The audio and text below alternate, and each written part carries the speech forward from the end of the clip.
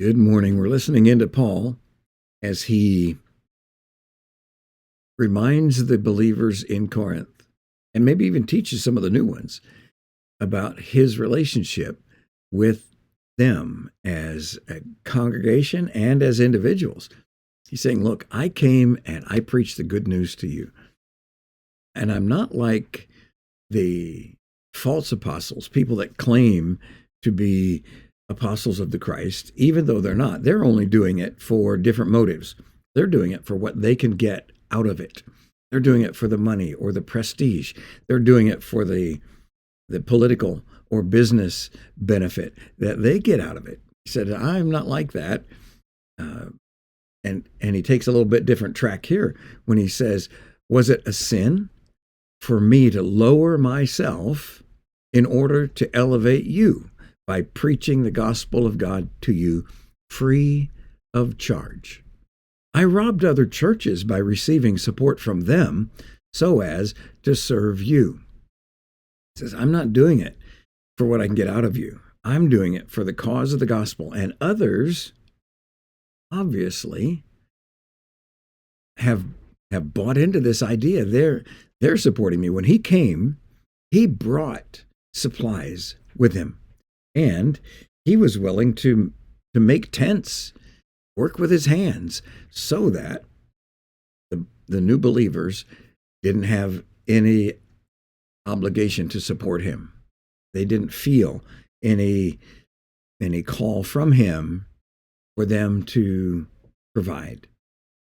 He brought provisions, and he made provisions with his own hands so that he could preach the gospel to them without charge.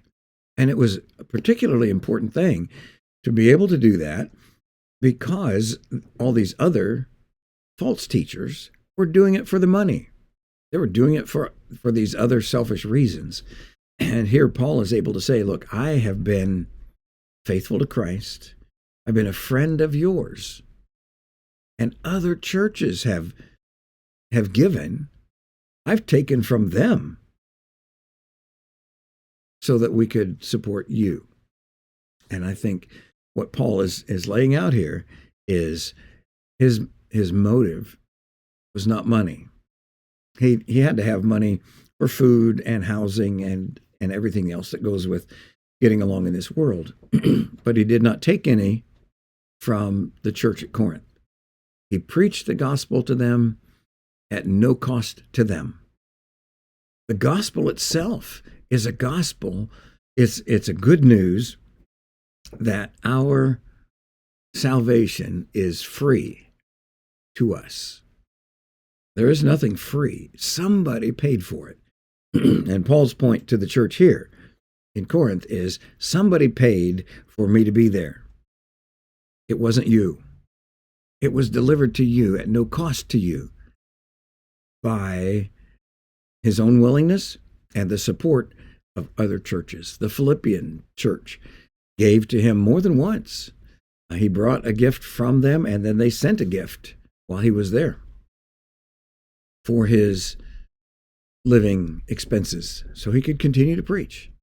So I'm convinced that one of the greatest benefits of an individual or a church supporting an evangelist that takes the gospel and preaches it accurately with love, one of the greatest benefits is he's able to share the good news at no cost to the listener.